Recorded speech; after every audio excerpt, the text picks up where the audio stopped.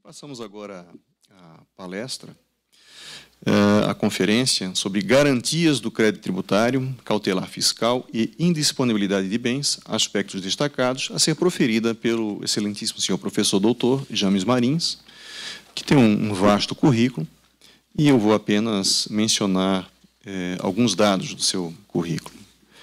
Professor James Marins é pós-doutor em Direito do Estado pela Universidade de Barcelona, doutor em Direito do Estado pela Pontifícia Universidade Católica de São Paulo, professor titular licenciado em Direito Tributário e Processual Tributário na Pontifícia Universidade Católica do Paraná, presidente do Instituto Brasileiro de Procedimento e Processo Tributário em Brasília, advogado atuante, conhecido de todos nós, e para nós, sem dúvida alguma, é um prazer renovado tê-lo aqui. O professor já contribuiu em outros eventos da escola, já faz algum tempo, mas, felizmente, retorna para conversar com os magistrados, servidores e demais convidados da Justiça Federal. Professor, é um prazer tê-lo aqui. A palavra é sua.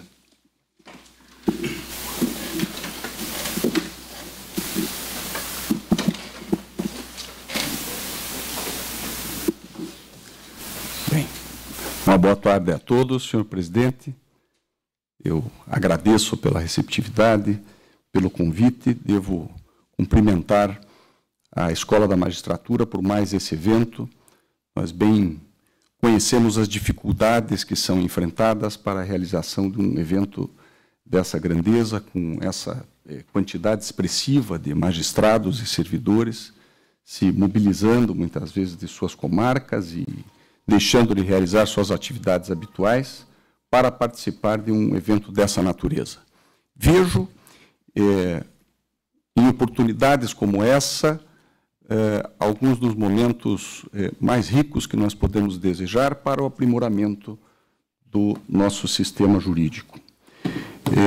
Cumprimento a todos os senhores que se dispõem a estar hoje aqui, fico muito feliz em poder contribuir e dizer que, no Estado democrático de direito, a função que nós temos aqui, em eventos como esse, em eventos dessa natureza, com a finalidade de trazer a reflexão, os senhores que aqui representam de forma muito relevante uma atuação direta do Estado no que diz respeito à vida dos cidadãos, contribuintes ou não, e representam a função democrática do Poder Judiciário junto ao nosso Estado.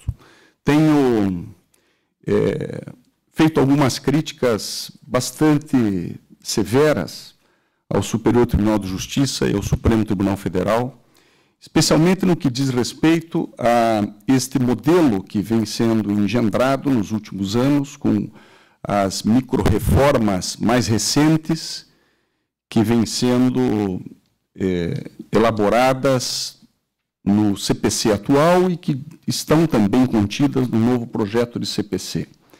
Vejo com muita preocupação este modelo de stare decisis vertical que está se instalando em nosso país, cuja cultura não está ainda familiarizada com este tipo de processo de decisão verticalizada dos tribunais superiores para baixo. Tenho criticado o modo de decisão desses tribunais, sobretudo quando estamos falando de julgamento de recursos repetitivos e quando estamos falando, por exemplo, de súmulas vinculantes da jurisprudência do Supremo Tribunal Federal. Explico aos senhores a minha preocupação, e essa preocupação se dirige, por isso mesmo, com muito mais razão, não apenas aos tribunais, mas também aos juízes das centenas de comarcas de todo o país, sejam estaduais ou federais. Me parece que, infelizmente, o que nós temos assistido no nosso país, do ponto de vista do Superior Tribunal de Justiça e do Supremo Tribunal Federal, é uma carência de legitimidade democrática em muitas de suas decisões. E eu me pus a refletir, senhor presidente, de onde o Poder Judiciário aure efetivamente a sua legitimidade democrática, de modo a que as decisões dos tribunais superiores não sejam impostas à força aos nossos cidadãos jurisdicionados, mas que tenham a força da persuasão decorrente da legitimidade de suas decisões. E, pensando a respeito do tema, eu cheguei à conclusão que a legitimação democrática do Superior Tribunal de Justiça e do Supremo Tribunal Federal para a emissão de autênticas normas que são, a um tempo, normas que expressam o entendimento daquelas cortes e, ao mesmo tempo, adquirem um caráter de extraordinária generalidade e abstração que as fazem assemelhar-se a autênticas leis que são um campo exclusivo de atuação do parlamento brasileiro.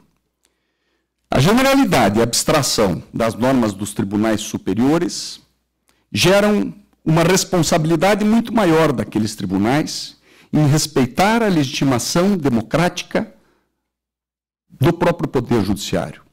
E esta legitimação democrática, meus senhores, decorre do trabalho de cada um dos magistrados de primeiro grau, dos desembargadores e dos advogados e dos procuradores e dos promotores que atuam nos processos, da massa crítica da magistratura, da advocacia, da promotoria, da Procuradoria Nacional, que se condensa em dezenas, centenas, às vezes milhares de julgados que formam uma jurisprudência que é submetida ao Superior Tribunal de Justiça e ao Supremo Tribunal Federal. De modo que as decisões que são adotadas e que assumem este caráter de generalidade e abstração em Brasília e que não respeitam esta característica de observar a massa crítica que é formada pelos milhares de juízes concursados desse país e que atuam em todas as comarcas, perdem legitimidade e, por isso mesmo, demanda que estas decisões acabem sendo impostas à força, não apenas para os jurisdicionados, mas inclusive para os magistrados de primeiro grau, que são obrigados a cumprir aquelas decisões. Nós precisamos ter a consciência de que o poder exercido pelo Superior Tribunal de Justiça e pelo Supremo Tribunal Federal, à luz da Constituição Federal de 1988, não se justifica por si só. Não se justifica somente pelo processo de escolha dos magistrados do STJ ou do Supremo Tribunal Federal e do Supremo Tribunal Federal, com as reservas muito sérias que precisam ser feitas ao processo de escolha, mas se justifica e se legitima à luz do trabalho de toda uma magistratura que, do meu ponto de vista, frequentemente não é respeitado. O Superior Tribunal de Justiça e o Supremo Tribunal Federal, com muita frequência, decidem questões de altíssima complexidade, como se todo o resto que foi decidido, que foi esmiuçado, que foi estudado, que foi trabalhado pelas comarcas e pelos tribunais, não significasse nada, como se o julgamento no Superior Tribunal de Justiça ou no Supremo Tribunal Federal começasse dali e não tivesse que estar amparado, escorado, substanciado pela massa crítica que se realiza em todo o nosso país. Então é com esse espírito, senhores, que eu vejo a importância desses eventos e que eu vejo a importância dos juízes federais, principalmente os de primeiro grau, como os legitimadores da função das decisões de todo o Poder Judiciário. É dessa massa crítica que se legitima a justiça e não da imposição à força das decisões dos tribunais superiores. Feito este parênteses introdutório, senhor presidente, eu quero dizer também o seguinte: a função dos senhores aqui é diferenciada. Eu estava em congresso na Bahia e disse em um debate, eu disse no congresso que o TRF da 4ª região era o TRF mais importante do país. E aí, imediatamente, alguém ficou desconfortável e disse: mas é mesmo, professor James, e por quê? Eu disse: é o mais importante do país. E alguém falou: não, mas é pela qualidade das decisões do TRF da 4ª região. É pela qualidade também, pela qualidade das decisões também. Mas principalmente porque é o tribunal mais eficiente do país. E como é o tribunal mais eficiente do país, há um número considerável de leading cases em questões complicadíssimas, que são as que chegam ao Superior Tribunal de Justiça, ao Supremo Tribunal Federal.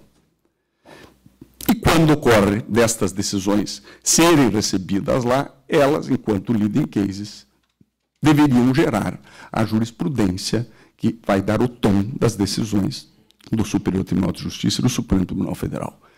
Então, os senhores que estão aqui, por esta eficiência que é característica do Tribunal Regional Federal da 4ª Região, devem fazer valer esta massa crítica nos tribunais. Isso deve ser observado pelo TRF da 4ª Região com relação ao Superior Tribunal de Justiça e ao Supremo Tribunal Federal.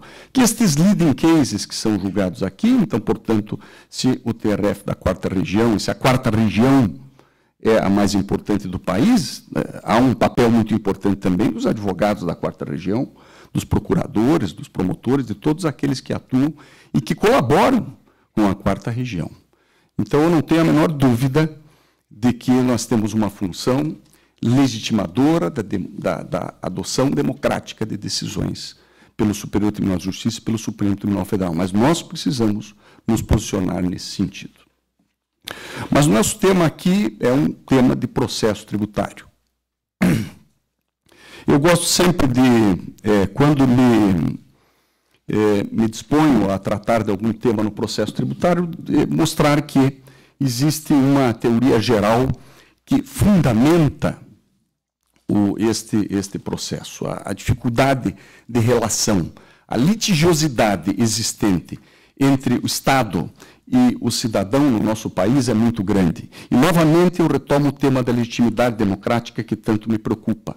Há um déficit evidente de legitimidade democrática nas instituições do nosso país no que diz respeito à cobrança de tributos. Há uma percepção que gera aquilo que Amilcar Epulviani, em 1898, denominou de contraimpulso contributivo. Esta falta de confiança que existe dos cidadãos no próprio Estado. Esta falta de legitimidade, esta falta de confiança, podemos dizer assim, ela acaba se manifestando através da resistência ao próprio poder de tributar. Embora esta resistência seja natural em todos os povos, esteja na raiz, inclusive, de importantes revoluções que ocorreram ao longo da história da humanidade, ela se manifesta muitas vezes de forma silenciosa quando há uma percepção de que o sistema tributário como um todo funciona meramente como um sistema arrecadatório e não tem as características de um sistema que serve a um programa justo de gastos públicos. Ontem estive na OAB para uma palestra na Escola Superior da Advocacia e o tema que me foi atribuído foi o tema de tributação e direitos sociais. Um tema muito importante e pouquíssimo tratado no nosso país.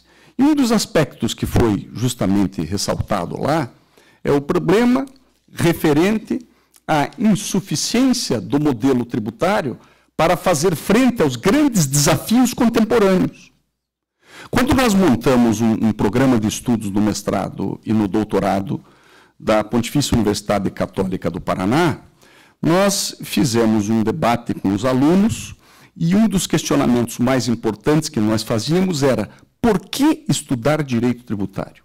Evidentemente que o direito tributário tem um conteúdo técnico, um conteúdo profissional muito forte. E, de uma certa forma, o tema que nós temos aqui é um tema de natureza bastante profissional, bastante técnica.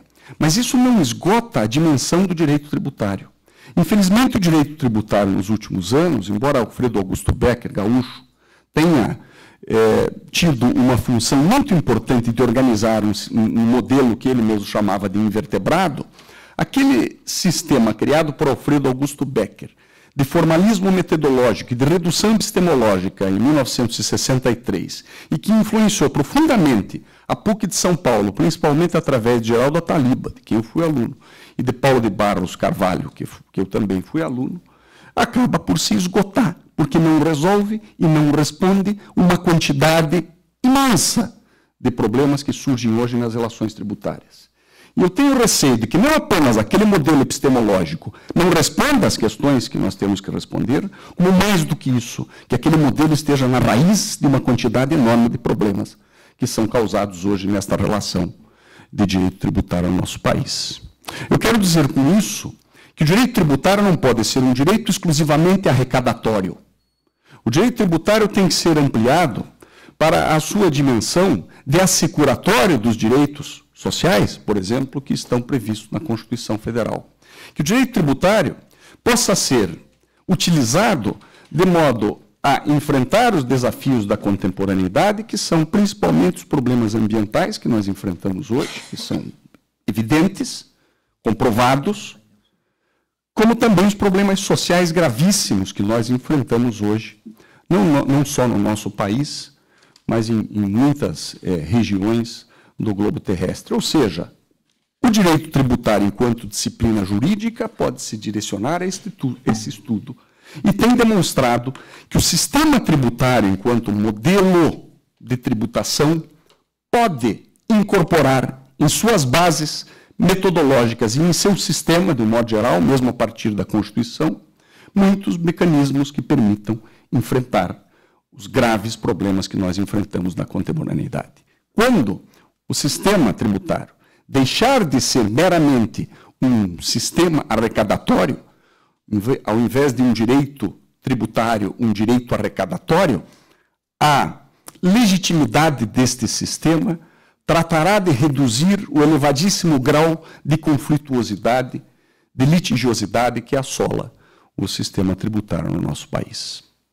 Então, esta visão, que é uma visão que tem sido defendida, inclusive, por muitos economistas importantes, inclusive um economista que está muito em voga nos últimos anos, um economista francês da Escola de Economia Francesa, Thomas Piketty, que sustenta que a única forma de se reverter o atual quadro de desequilíbrio nas economias europeias, inclusive na economia americana, que foi um objeto profundo de estudo dele nos últimos 100 anos, é adotar efetivamente uma tributação progressiva, em que, de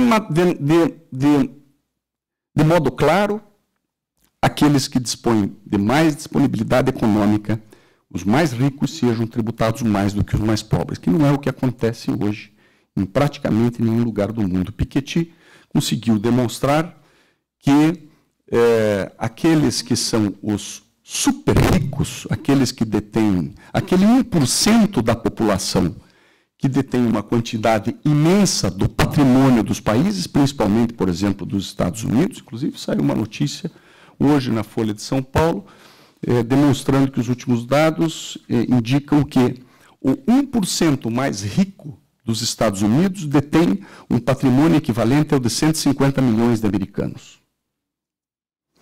Para Piketty, que hoje está sendo aplaudido por economistas da estatura de Paul Krugman, que é prêmio Nobel de Economia em 2001, ou da estatura de Stiglitz, também prêmio Nobel de Economia, para demonstrar que a noção antiga que se tinha de que quanto mais eu tiver de capital, mais haverá crescimento econômico, não é verdadeira. Mais capital não corresponde necessariamente a mais crescimento econômico.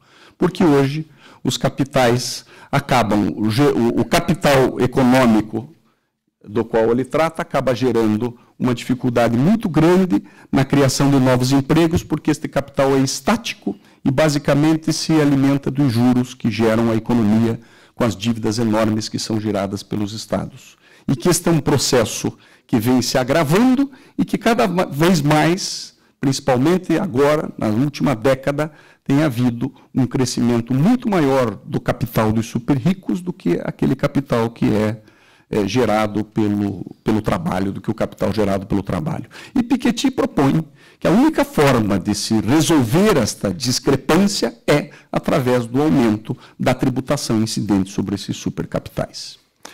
Quando esta legitimidade for alcançada pelos sistemas tributários, nós vamos ter um problema menor de litigiosidade fiscal.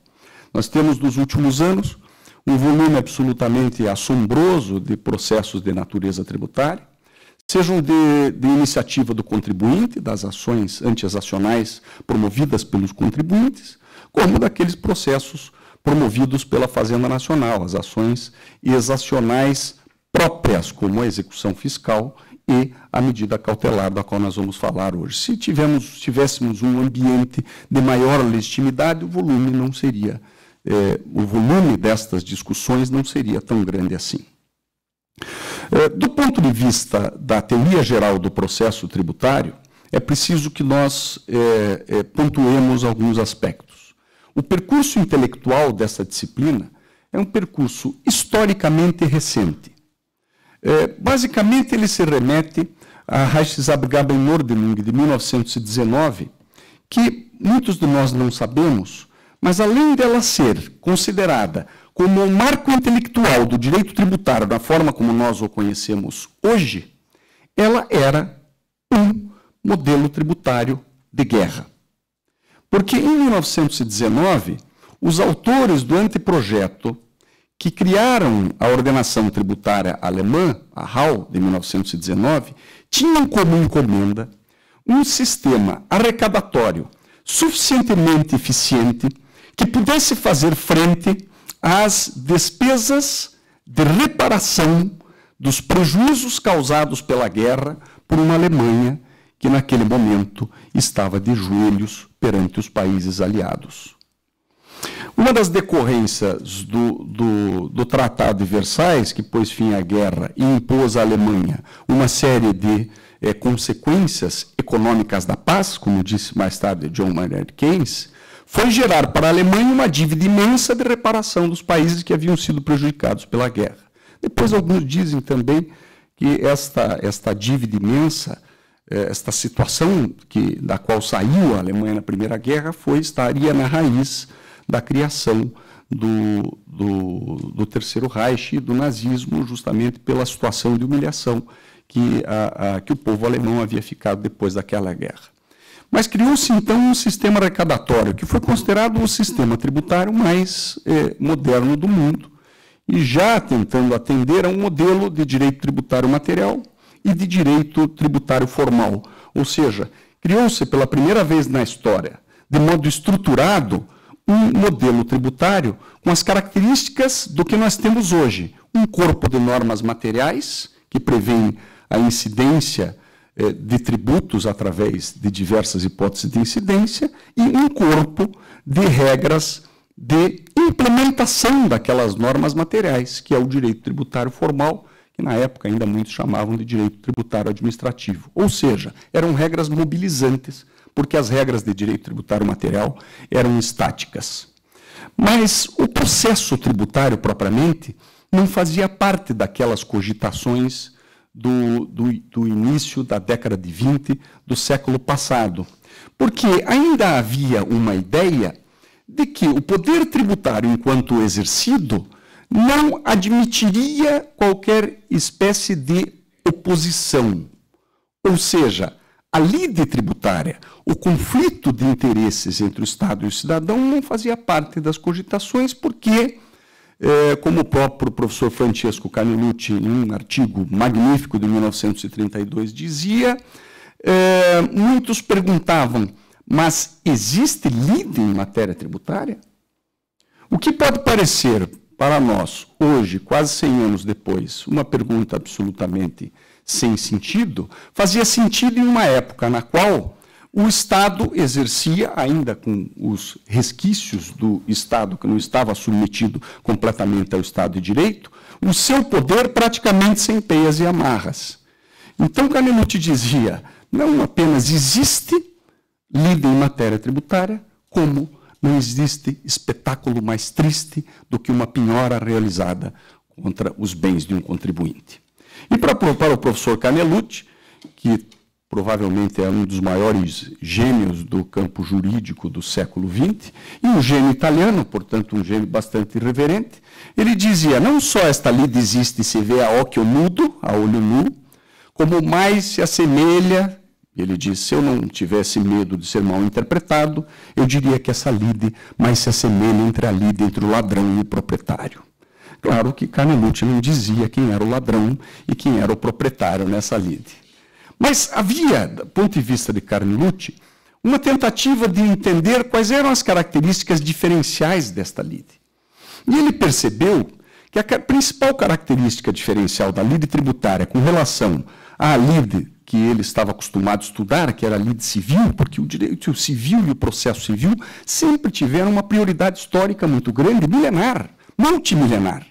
Enquanto que o direito público, ele é muito recente. O direito público tem um pouco mais de um século de formação concreta, e principalmente o constitucionalismo, que é muito mais recente. Ou seja, nós estamos construindo a nossa compreensão a respeito da realidade jurídica e das matizes que compõem o direito constitucional e o direito público. Então, Carnelutti dizia o seguinte: a lide tributária não tem paralelo em nenhuma outra lide do âmbito civil. Por quê? Porque ela é a única lide na qual o Estado é quem forma o título executivo extrajudicial, independentemente do elemento volitivo por conta do devedor daquele título. Até então, todo o estudo de Carnelutti se voltava para os títulos executivos extrajudiciais que não prescindiam do elemento volitivo, da aquiescência. E então ele começa a se defrontar com um problema novo, que era o título executivo, que não dependia da aquiescência formal do devedor, que era o devedor contribuinte. Então, Carnelutti chega à conclusão que ali havia um elemento que obrigatoriamente levava à conclusão teórica de que, para um título executivo diferente, havia uma lide diferente, e para uma lide diferente, eu tinha que ter um processo diferente.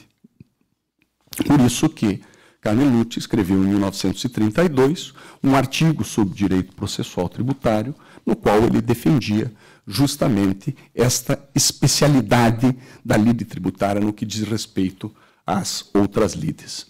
Depois, mais tarde, 10 anos depois, em 1942, o professor Henrico Alório escreveu um trabalho de mais de 700 páginas sobre o direito processual tributário, no qual ele dizia que o direito processual tributário era um campo de manobras do direito processual civil, porque ali ele encontrava todos os elementos do direito processual civil e que todas as questões de direito tributário teriam que ser resolvidas à luz do processo civil. Pessoalmente, eu entendo que nas suas 700 páginas, Alório não conseguiu infirmar as premissas básicas das 17 páginas do genial Carnelutti. Então, havia uma dificuldade de compreensão deste novo tipo de lide, e, ao mesmo tempo, os Estados não faziam muita questão de criar uma disciplina processual propriamente dita, principalmente perante o Poder Judiciário.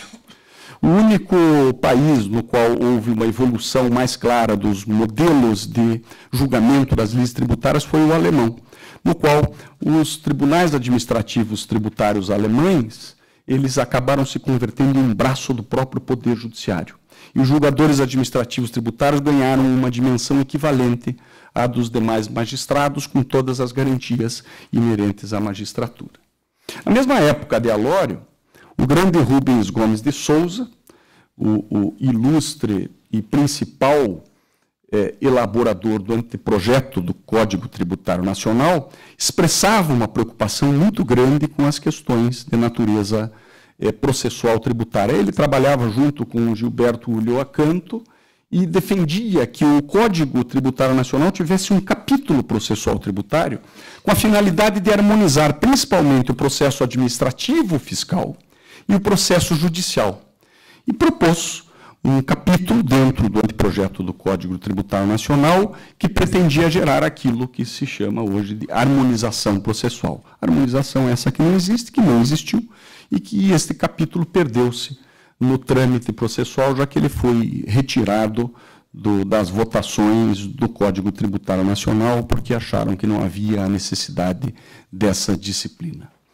Um outro estudo extraordinário que compõe esta compreensão do direito processual tributário é o estudo do professor Sainz de Bujanda, sem dúvida nenhuma, um dos maiores tributaristas da Europa continental e, sem dúvida nenhuma, o maior estudioso de finanças públicas e de direito tributário da Espanha, com uma obra alentadíssima.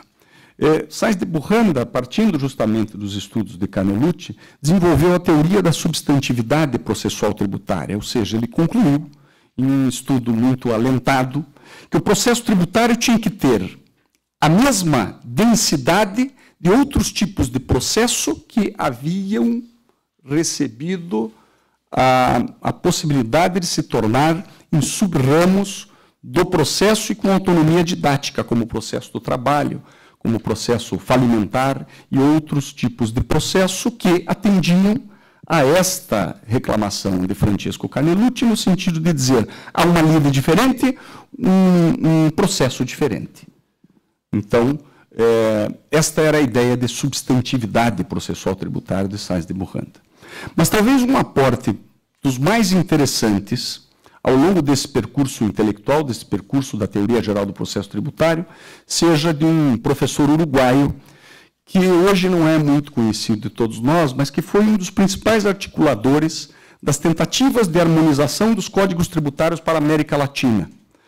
Professor Ramon Valdez Costa, muito homenageado na Europa, tem livro traduzido no Brasil e que escreveu uma obra extraordinária chamada Instituições de Direito Tributário.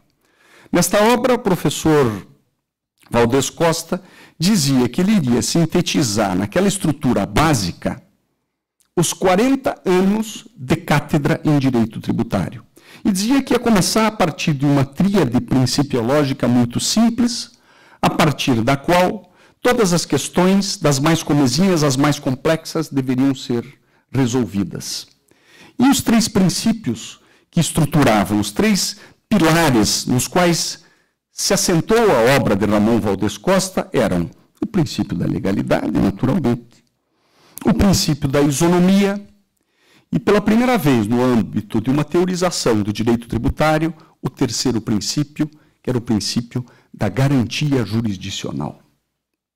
Ramon Valdez Costa havia tido a percepção de que os modelos tributários estavam cada vez mais inserindo garantias materiais em seus sistemas, inclusive em alguns sistemas constitucionais que estavam insertando estas garantias materiais a partir da própria lei primária de cada país, mas careciam de um sistema de garantia jurisdicional que fosse suficiente para assegurar o cumprimento daquele modelo de garantias constitucionais materiais que estavam presentes nas constituições.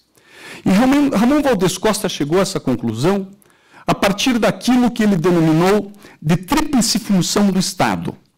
E dizia o seguinte: nem outro credor nos quadrantes do direito é, ao mesmo tempo, o criador da norma jurídica, o aplicador desta norma jurídica que ele criou e, por fim, o julgador do título executivo que decorre da norma que ele criou e que ele aplicou. Bom, muitos de nós podemos dizer, mas isso não passa daquela nossa conhecida tripartição dos poderes, celebrizada pelo Conde de Breda e Montesquieu.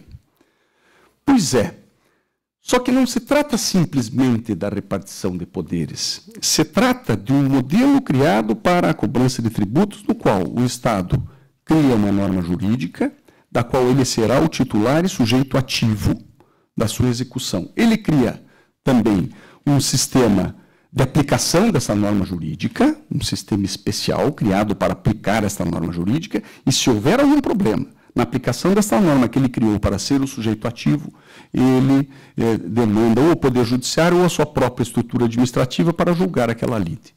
Por isso, Ramon Valdez Costa dizia que esta lide, decorrente deste tríplice apoderamento do Estado em matéria tributária, tinha que obrigatoriamente receber uma atenção especial e cunhou esta ideia de garantia jurisdicional associada às questões tributárias. Isto, embora pareça simples, contém uma concepção filosófica muito importante no que diz respeito àquilo que nós mesmos esperamos no âmbito do Estado de Direito. Quando nós estamos nos referindo às normas constitucionais, inclusive aquelas que copiaram as emendas norte-americanas do devido processo legal, nós percebemos que existe uma associação clara neste nosso modelo democrático ocidental entre a ideia de due process of law e a própria ideia de respeito aos cânones fundamentais do Estado de Direito, principalmente àquela tríade que diz respeito à liberdade, à propriedade e à vida. No caso do direito tributário, propriedade e liberdade estão profundamente imbricadas com praticamente todas as relações de natureza tributária, já que, muitas vezes, as normas tributárias estabelecem limitações à liberdade de agir do contribuinte e estabelecem sempre limitações ao próprio uso e gozo da propriedade por parte dos contribuintes. Isto está na raiz do devido processo legal.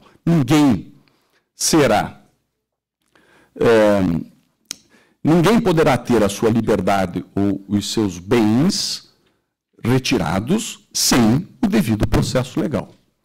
E o devido processo legal demanda esta garantia jurisdicional, ou seja, a garantia jurisdicional existe para fazer frente a este que é o princípio que o ex-ministro Eros Grau chamava de o princípio constitucional, que é o devido processo legal. Portanto, há uma articulação muito clara na Constituição no que diz respeito a este campo específico do direito tributário. Não disse tudo isso a modo de introdução teórica a partir da teoria geral do processo tributário, porque quando nós estamos diante do desafio de interpretar normas processuais tributárias, necessariamente nós temos que ter um determinado arcabouço que nos permita compreender um pouco mais como estes modelos funcionam. Eu disse ao início que a medida cautelar fiscal é uma ação exacional própria. Por quê? Quando eu fiz pela primeira vez a classificação das ações tributárias, há mais de 20 anos atrás, em um estudo que fiz junto com a professora Tereza Alvim Vambir e com o Eduardo Arruda Alvim, nós classificamos as ações em ações exacionais e anti-exacionais, e ações exacionais próprias e impróprias, e anti-exacionais próprias e impróprias. Por quê? Porque nós percebíamos que, do ponto de vista do processo civil, a defesa e toda a matéria tributária, diferentemente do que ocorre em muitos países ocidentais, ela era relegada ao mesmo caminho do processo civil, que muitas vezes não estava adequado para responder àquelas lides de direito público. Isso gerou, inclusive, alguns estudos na PUC de São Paulo, inclusive de quem, à época, era um jovem processualista no mestrado da PUC de São Paulo, que foi meu aluno, Cássio Scarpinella Bueno, que desenvolveu uma linha de pesquisa a respeito do direito processual público, ou seja, chamando atenção para as características de um direito processual que deveria ser diferente do direito processual civil e do direito, e que tinha, portanto, características próprias às que ele denominou de direito processual público. Eu sempre costumava brincar, na Justiça Federal, na tabela de custas, nós líamos assim: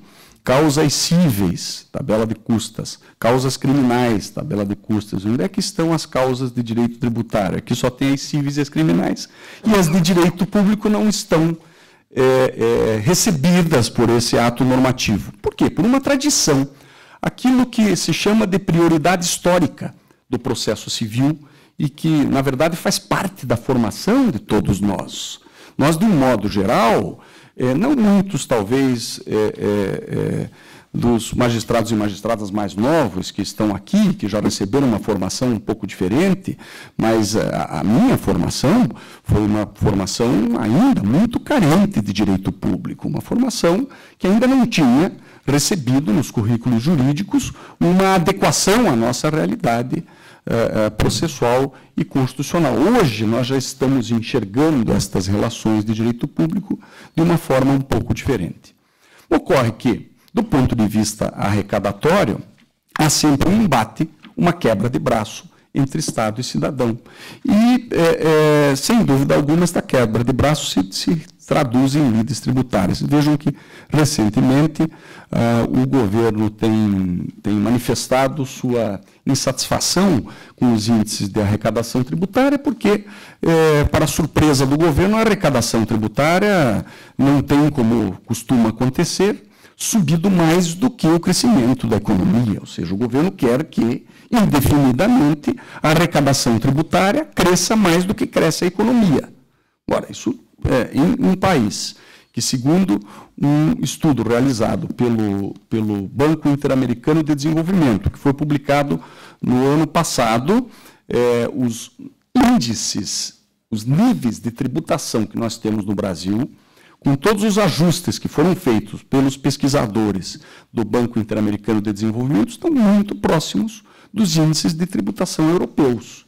Mas nós não recebemos o mesmo resultado que os cidadãos europeus recebem na Europa. Não é possível um ciclo indefinido de crescimento da arrecadação tributária que não acompanha, porque teria que arrecadar mais do que cresce a própria economia. Não é uma coisa simples e exaure, naturalmente, a sociedade. Pois bem,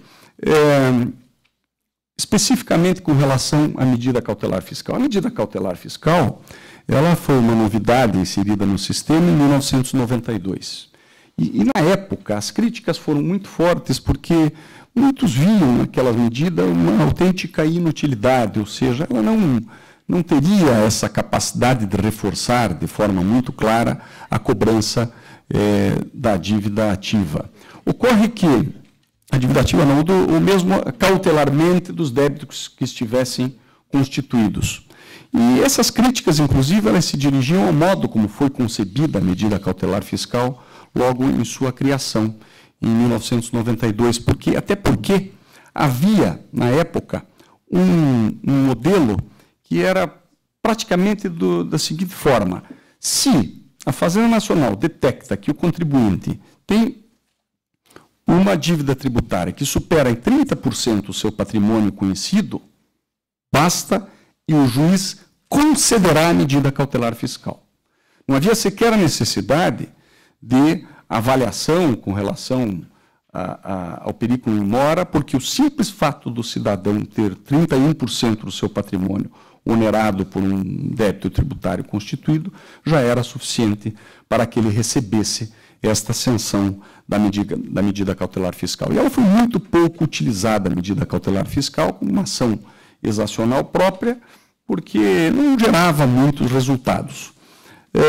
Em 1997, houve uma reforma bastante ampla nessa legislação, que incluiu outros requisitos para a concessão da medida cautelar fiscal, mas manteve também algumas características que chamam a atenção quando nós estamos tratando desse instituto. Tem alguns slides aqui para os senhores, para ilustrar um pouco disso que eu estou dizendo. Vejam, por exemplo, se nós fizermos uma comparação entre os dispositivos do CPC, que tratam do arresto, os dispositivos do CPC, que tratam do sequestro, e a cautelar fiscal, nós vamos encontrar algumas semelhanças e algumas dessemelhanças. As semelhanças são mais recentes, porque originariamente não havia esta preocupação da medida cautelar fiscal no que diz respeito ao tipo de comportamento do contribuinte, do devedor, que merecesse algum tipo de medida.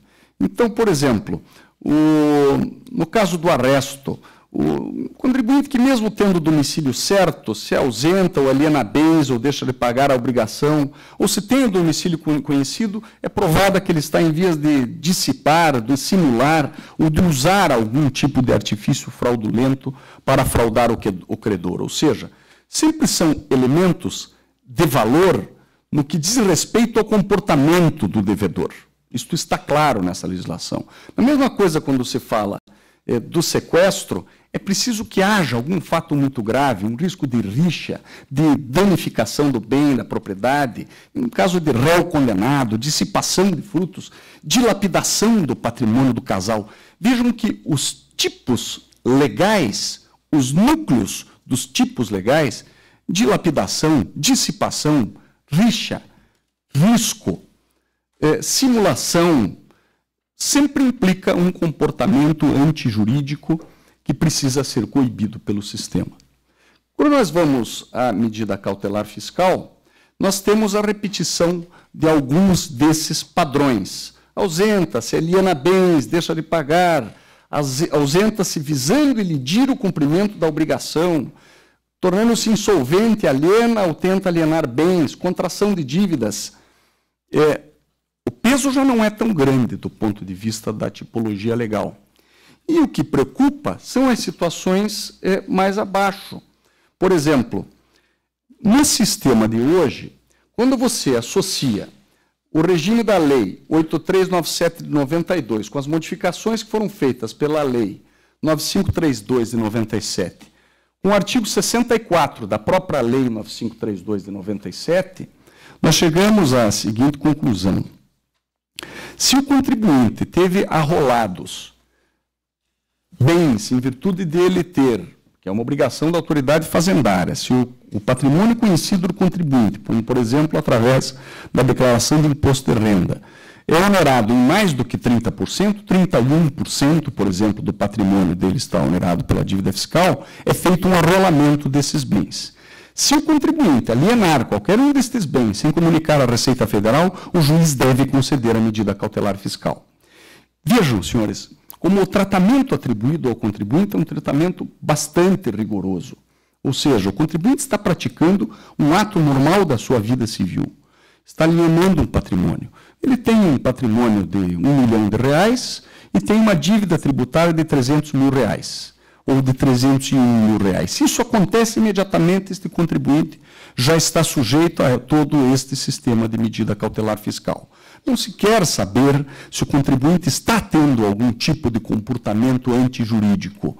Basta que ele seja devedor em um volume maior do que 30% do seu patrimônio. Ou seja, a medida cautelar fiscal, do ponto de vista deste requisito, que é o que mais me preocupa, ela tem um caráter subjetivo que nos força a reconhecer que o Estado está, de fato, tendo um privilégio bastante grande no que diz respeito ao cautelamento da sua dívida. Ou seja, já expressa um tipo de relação diferenciada daquela que nós encontramos, por exemplo, para as dívidas comuns no Código de Processo Civil.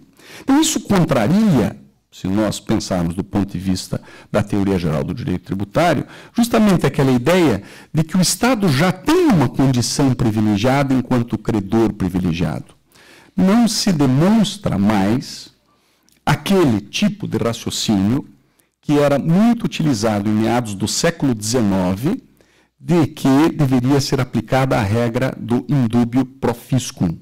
Porque entendia-se naquela ocasião, os estudos que eram realizados na época, partiam do seguinte pressuposto: o contribuinte tem um controle muito maior sobre a sua relação com o fisco do que o fisco da sua relação com o contribuinte.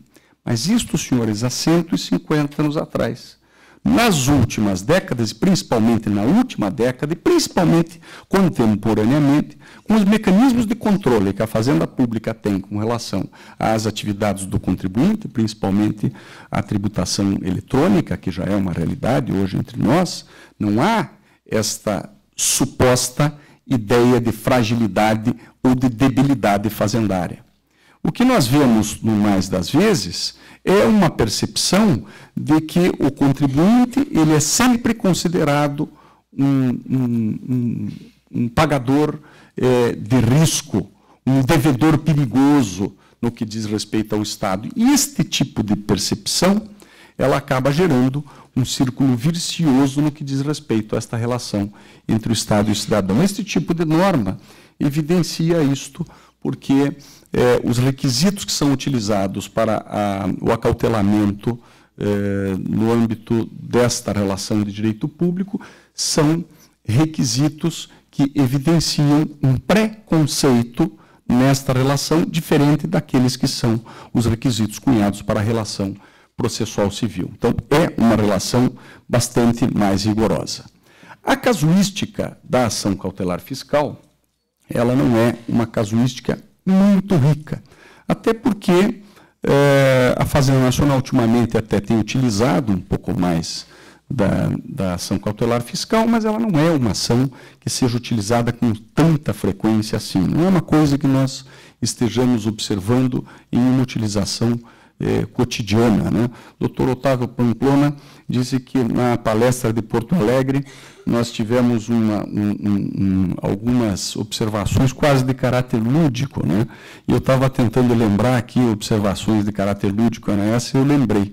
Quando eu estava na Espanha, para minha surpresa, havia nos jornais, e era uma coisa comum, um anúnciozinho assim, em que aparecia uma silhueta de um cidadão muito vestido, de fraque e cartola, e a chamada do anúncio era assim: El cobrador del fraque visitará a seus morosos. Isso me chamou muita atenção. O cobrador do fraque vai visitar os seus devedores. Ou seja, o objetivo daquele tipo de serviço, que é um serviço lícito na Espanha, é um serviço lícito em Portugal, não é lícito no Brasil, à luz do Código de Defesa do Consumidor. Não é permitido que sejam utilizados expedientes que gerem constrangimento moral nos devedores, como meio de forçar o pagamento de dívidas.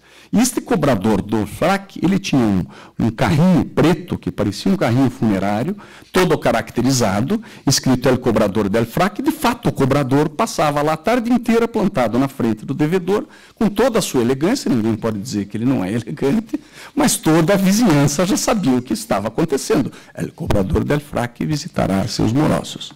Depois, avançando um pouco nessa pesquisa, isso foi a propósito daquela palestra, na qual eu estava falando sobre o problema dos cadastros dos devedores, né, dizendo como esta exposição e a publicação de cadastros de devedores, o cobrador del fraque, é uma questão de grau.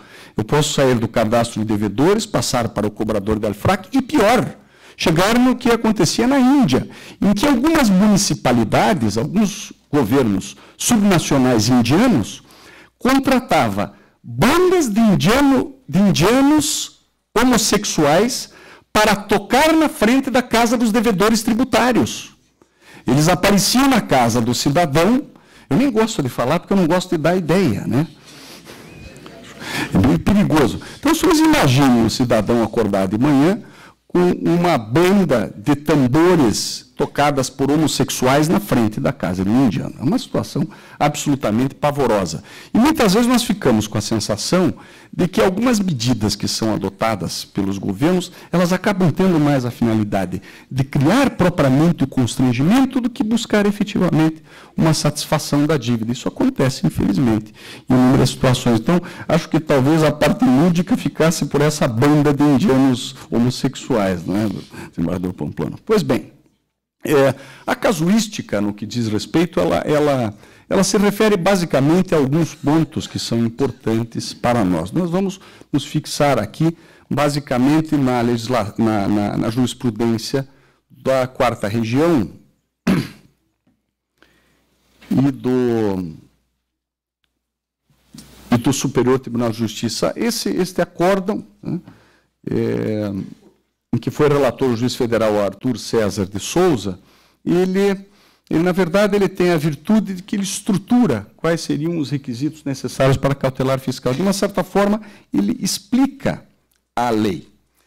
O que me chamou a atenção é que a explicação do perículo in mora está no débito superior a 30% do patrimônio. É curioso, né, que nós possamos aceitar que o simples fato de eu ter um débito fiscal superior a 30% do patrimônio já se afigure per se como um risco para a cobrança da dívida.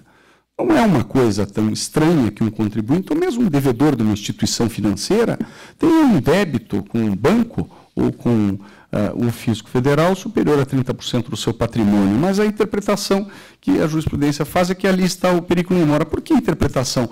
Porque, na verdade, a lei da medida cautelar fiscal, para esses casos, não exige propriamente a comprovação de um perículo in mora. Isso é uma construção jurisprudencial, porque a lei é direta. A lei não faz com que o juiz avalie o perículo in mora nessa cautela, ela desconsiderará nessas situações. Este era o sistema da lei inaugural de 1992. Deixa eu ver se eu voltei, acho que eu apertei algum botão diferente aqui, vamos ver se é isso mesmo. Este é o que fala dos requisitos, e em seguida, o problema da extensão da disponibilidade de bens aos sócios ou administradores. Vejam, aqui a jurisprudência que trata deste tema o faz de forma muito correta, porque ela segue a jurisprudência que já vem tratando há muito tempo do tema importantíssimo que diz respeito à responsabilidade dos administradores, da responsabilidade tributária dos administradores de pessoas jurídicas. Vejam, todos nós sabemos que esta responsabilidade tributária é de natureza subjetiva, e sendo de natureza subjetiva, ela precisa ser demonstrada. Então, a possibilidade desta extensão de indisponibilidade no âmbito da medida cautelar fiscal diz respeito à existência ou não daqueles requisitos de responsabilidade, ou seja, se existe a possibilidade de responsabilização destes gestores das pessoas jurídicas, isto pode ocorrer já no âmbito da medida cautelar fiscal, desde que haja, naturalmente, o abuso de poder, a infração à lei, ao contrato social e ao estatuto, ou a dissolução irregular da sociedade, que todos os senhores sabem que a forma mais comum de dissolução irregular da sociedade é a paralisação das atividades, deixando dívidas não pagas. A interpretação jurisprudencial que isto representa a dissolução irregular da sociedade. Raramente as pessoas perguntam qual é a forma regular de dissolução da sociedade, né? E a resposta também é muito simples. A forma regular da dissolução da sociedade, nesses casos, é o pedido de falência. Ou seja, se dissolve a sociedade por intermédio do pedido de falência. Então, a forma correta de se extinguir a sociedade não é o abandono da atividade, mas sim o pedido de falência, né? E com relação à infração à lei, que também é um dispositivo bastante aberto, a jurisprudência, tanto do TRF da 4ª Região, como do Superior Tribunal de Justiça, ela já é bastante clara, já há muitos anos, no sentido de que o simples inadimplemento do tributo não é considerado infração à lei para fins de responsabilização dos gestores. Então, simplesmente não pagar o tributo não é causa de responsabilidade subjetiva para que haja uma concessão de ordem de medida cautelar fiscal que gere a indisponibilidade de bens de sócios ou de administradores, né? Aqui, como exemplo, este acordo do TRF da 4ª Região, juiz federal Arthur César de Souza, né?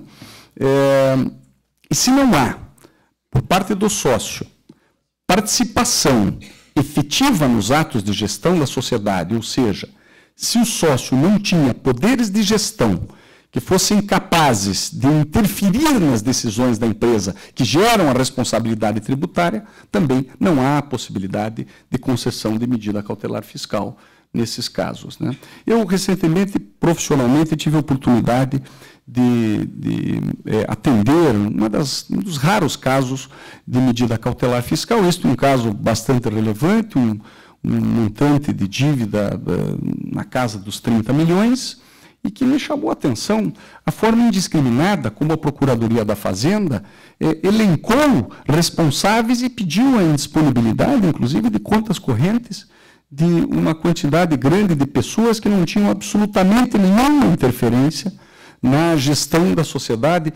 Isso causou um constrangimento bastante grande a estas pessoas. Então, me preocupa muito quando há a utilização do processo com o objetivo de gerar um constrangimento e de forma oblíqua forçar os verdadeiros devedores a pagar. Eu não posso concordar com isso.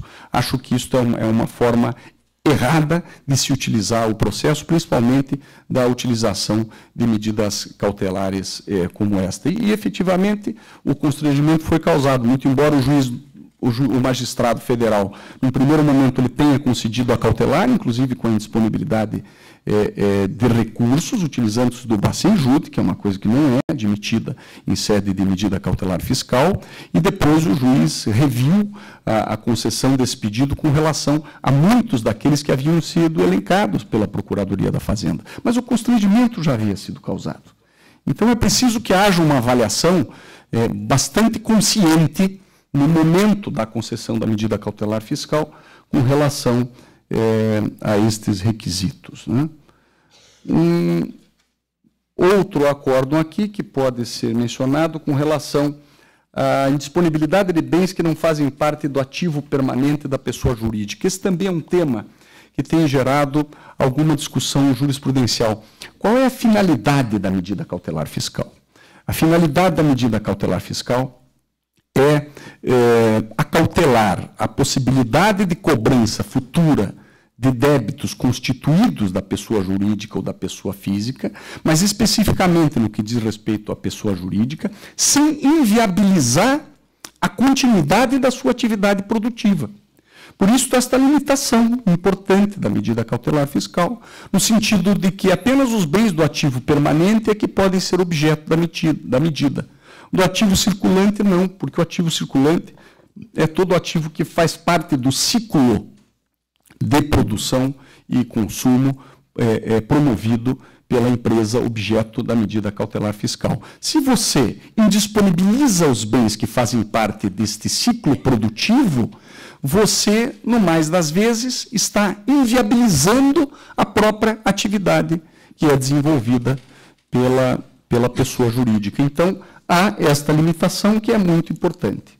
É bem verdade que existem também os temperamentos para esta regra da indisponibilidade, da impossibilidade de que a medida cautelar recaia sobre bens do ativo circulante. E a jurisprudência, inclusive com o voto líder na época do ministro José Delgado, hoje já aposentado, era no sentido de dizer que, nos casos em que está comprovada que a atividade não está mais sendo desenvolvida pela empresa, o que geraria justamente a noção de dissolução irregular da sociedade, aí, inclusive, os ativos que fazem parte do circulante da empresa, inclusive dinheiro, pode ser objeto da medida cautelar fiscal. Por apenas cerca de R$2.000 por mês, a Receita Federal, utilizando-se de um parecer da Procuradoria da Fazenda, fez um recálculo do pagamento do contribuinte, isto absolutamente sem nenhum tipo de parâmetro legal, apenas com base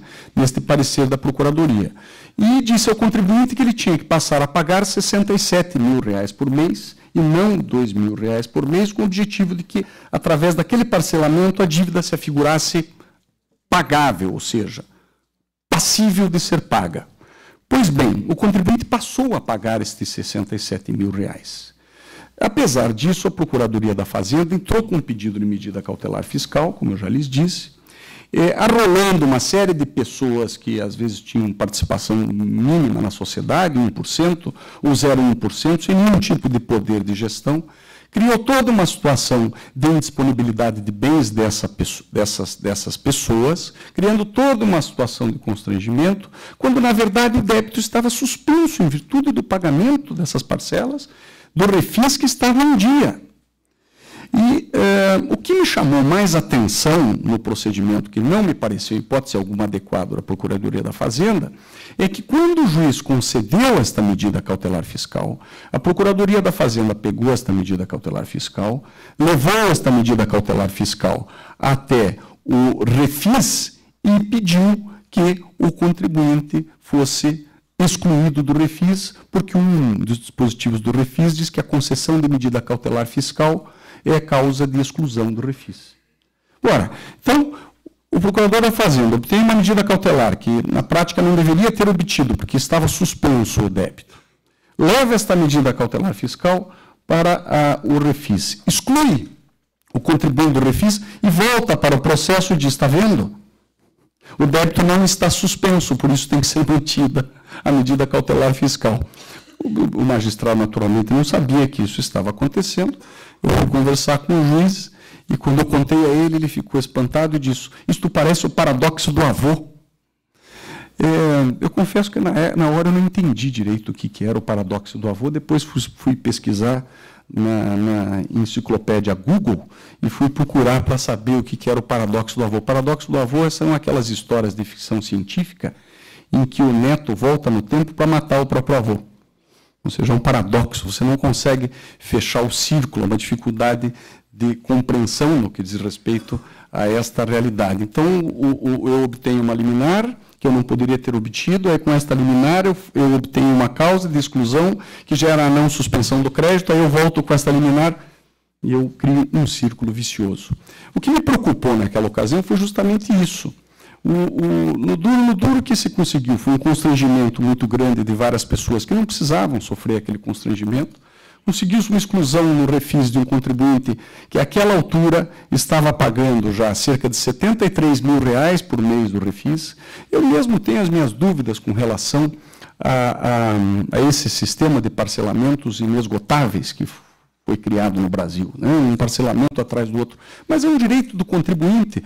O governo, quando lhe apraz, se utiliza desse sistema para obter caixa, né? Nós mesmo vimos as notícias que estão hoje nos jornais, dizendo que a presidenta Dilma Rousseff ela vetou o dispositivo que reabria o prazo para o refis que estava incluído na medida provisória 627, mas já fez uma negociação para incluir esse refis numa nova medida provisória, só que com o requisito de que o contribuinte pague 10% da dívida para poder aderir ao refis, se a dívida for de até R$ 1 milhão, ou se for mais de R$ 1 milhão, que pague 20% da dívida para aderir ao refis. E unanimemente todos disseram, aí está o governo reabrindo o parcelamento para criar uma bondade para o contribuinte e, ao mesmo tempo, fazer caixa. Isso deve entrar em vigor a partir de agosto desse ano. Então, o governo se utiliza desses parcelamentos como forma de criar caixa. E esses parcelamentos suspendem sem exigibilidade do tributo.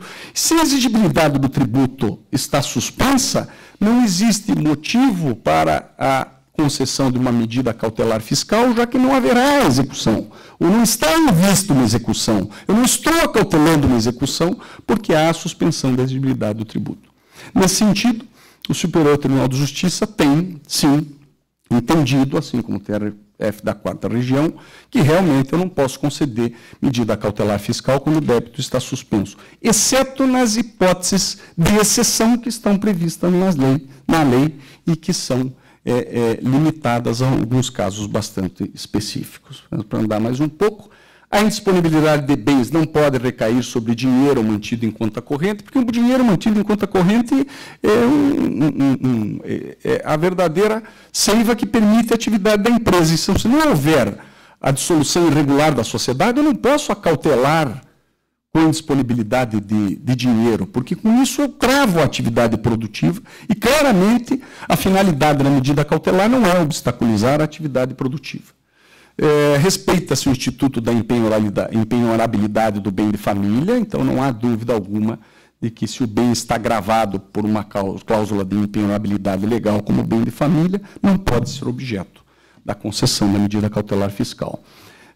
E também a tendência da impossibilidade da decretação de indisponibilidade do faturamento da empresa, que é uma das coisas mais difíceis que pode ser concedida por um magistrado, é esta interferência no que diz respeito ao faturamento da empresa. Em execução fiscal, em casos verdadeiramente especiosos, é que se pode cogitar da penhora de uma parcela do faturamento de uma empresa que está em atividade, né? Ou seja, a Fazenda Nacional não pode esgotar o contribuinte, na verdade, fazendo com que faleça a própria atividade fim, porque aí é que o pagamento não vai ocorrer mesmo, né? Muito bem. Esses eram os temas que eu gostaria de rapidamente trazer a todos os senhores e esperar com isso contribuir para os debates aqui deste programa do currículo permanente da Escola da Magistratura Federal. Então, todos os senhores de parabéns pela participação e, novamente, eu quero aqui registrar os meus agradecimentos, principalmente ao Dr. Otávio Pamplona, que me formulou este convite, que me deixa bastante honrado. Um bom trabalho a todos os senhores e uma boa tarde.